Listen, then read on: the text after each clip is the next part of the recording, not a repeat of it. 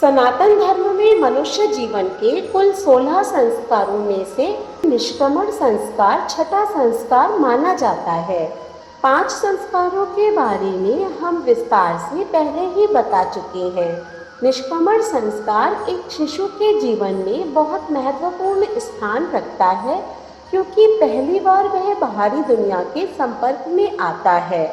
दरअसल पहले 3 संस्कार तभी कर दिए जाते हैं जब शिशु अपनी माँ के गर्भ में होता है, तथा उसके बाद के 2 संस्कार उसके जन्म के समय किए जाते हैं। उसके बाद निष्क्रमण संस्कार किया जाता है। तो आइए जानते हैं निष्क्रमण संस्कार के बारे में विस्तार से। नमस्कार, स्वागत है आपका सनातन ज्ञान और संस्कार चैनल पे। निष्क्रमण संस्कार का अर्थ होता है बाहर निकालना, अर्थात इस दिन शिशु को पहली बार अपने घर से बाहर निकाला जाता है। जन्म से लेकर चौथे माह तक शिशु का अपने घर से निकलना वर्जित होता है, इसीलिए इतने समय तक वह अपने घर की 4 दीवारी में ही रहता है, जहां उसका पालन पोषण होता है।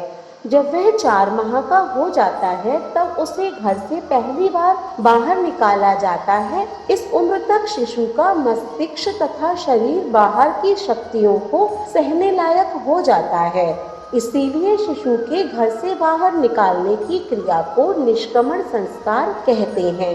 मान्यता है कि जातक के जन्म लेते ही घर में सूतक लग जाता है। जन्म के 11वें दिन नामकरण संस्कार किया जाता है।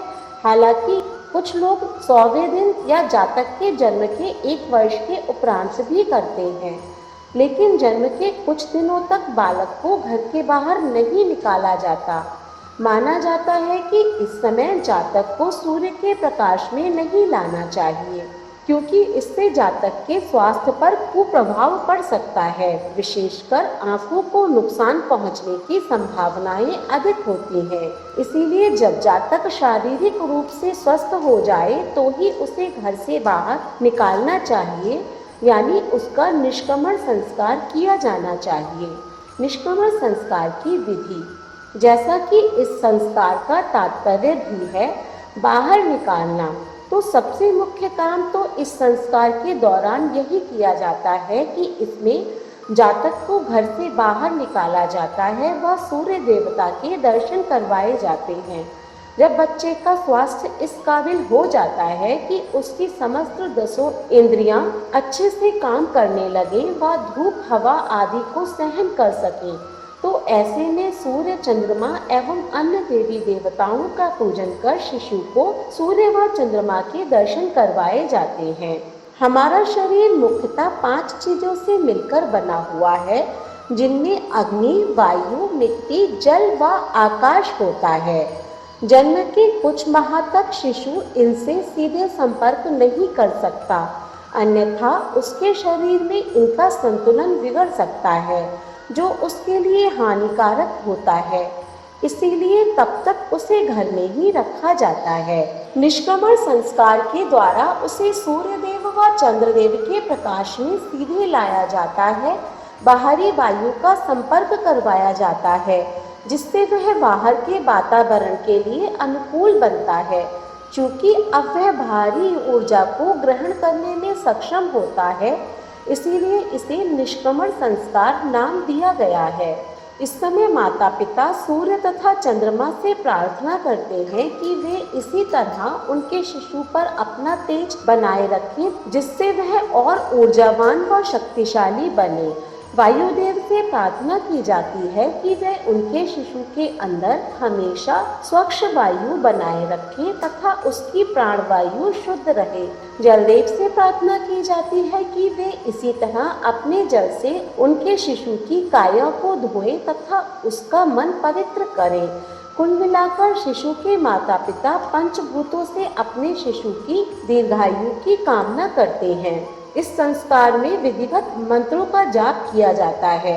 बालक के निष्क्रमण के समय देवलोक से लेकर भूलोक तक कल्याणकारी, सुखद व शोभा देने वाला रहे। सूर्य का प्रकाश शिशु के लिए कल्याणकारी हो व शिशु के हृदय में स्वच्छ वायु का संचार हो। पवित्र गंगा यमुना आदि नदियों का जल भी तुम्हारा कल्याण करें। निष्क्रमण संस्कार के दिन प्रातःकाल उठकर तांबे के एक पात्र में जल लेकर उसमें रोली, गुड़, लाल पुष्प की पंखुड़ियों आदि का मिश्रण करें व इस जल से सूर्य देवता को अर्घ्य देते हुए बालक को आशीर्वाद देने के लिए उनका आवाहन करें। संस्कार के प्रसाद में सबसे पहले गणेश जी, गाय, सूर्यदेव व अपने पितरों, कुल देवताओं आदि के लिए भोजन की थाली अलग से निकाल लें। संस्कार क्रिया के पश्चात लाल बैल को 1.25 किलो गेहूं व 1.25 किलो गुड़ भी खिलाना चाहिए।